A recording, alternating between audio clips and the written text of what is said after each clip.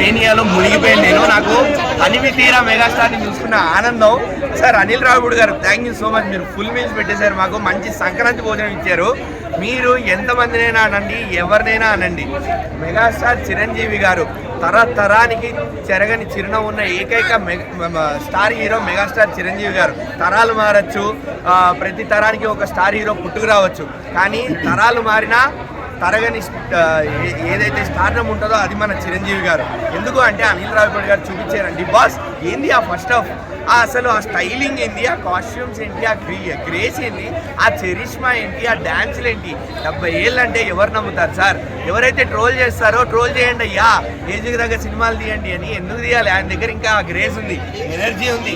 ఎందుకు అవసరం లేదు. ఎంటర్టైన్మెంట్ ఇస్తాడు ఆయన, మాకు ఎమోషన్స్ స్పందిస్తారు, డ్యాన్స్ చేస్తారు, కామిక్ టైమింగ్తో మళ్ళా మమ్మల్ని నవ్విస్తారు.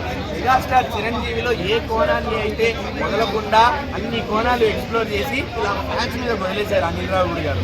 మాకు కడుపు నిండిపోయింది. మాకు ఇంకా యాక్చువల్లీ డోసేజ్ సరిపోలేదు, ఖచ్చితంగా ఇంకోటి పడాల్సిందే డోసేజ్.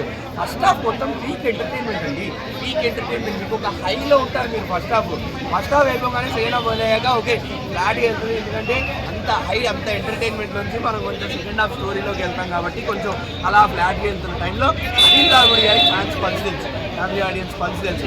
తెప్పించేసారు వెంకటేష్ గారిని ఇమ్మీడియట్గా. ఎక్కడ డిసప్పాయింట్ అవ్వకుండా వెంకటేష్ గారు వచ్చేస్తారు. ఆయన వచ్చాక మళ్ళీ వాళ్ళ స్క్రీన్ ప్రజెన్స్, వాళ్ళ ఆన్ స్క్రీన్ బ్యాంటర్స్, వాళ్ళు టీజింగ్, వాళ్ళ డ్యాన్సులు ఏం దీపాసు సంగతి అది నథింగ్. అది ఒక ప్రోమో మాత్రమే. లోపల ఇంకా చాలా డ్యాన్సులు ఉన్నాయి, మీకు చెప్తే స్పాయిలర్ అయిపోతుంది. వెంకటేష్ గారిని, చిరంజీవి గారిని చూసి మీరు ఫిదా అవ్వకపోతే అప్పుడు చెప్పండి, మాట్లాడుకుందాం. అసలు ఓవరాల్గా సినిమా మాత్రం full meals, full entertainment guarantee. Sankranti కూడా ఉన్నాయి. సంక్రాంతికి మంచి హిట్. అనిల్ రావిపూడి గారు మళ్ళీ వచ్చారు, సంక్రాంతికి మళ్ళీ కొట్టేశారు. అదేంటది శివమణిలో డైలాగ్ ఉంటుంది కదా నాగార్జున గారిని, శివమణి గారు పెట్టుకోవద్దు అన్నాడు, పెట్టుకోవచ్చా?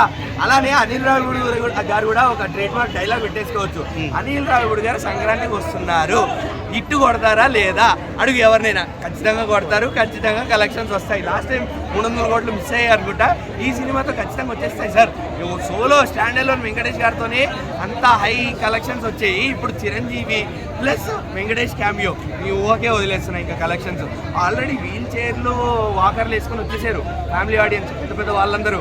ఇంకా మీకే అర్థమవుతుండొచ్చు ఎలా ఉంటుంది అని. అండ్ జెన్జీ కిడ్స్, ఈ లాక్డౌన్ కిడ్స్ ఎవరైతే ట్రోల్ చేస్తున్నారో మెగాస్టార్ గారిని, వాళ్ళందరికీ ఆన్సర్ ఈ సినిమాలో వాళ్ళ కౌంటర్లు కూడా ఉన్నాయి. ఈ పాత గున్స్కి తెలుసురా మనం అంటే ఏంటో, మన టైమింగ్ ఏంటో.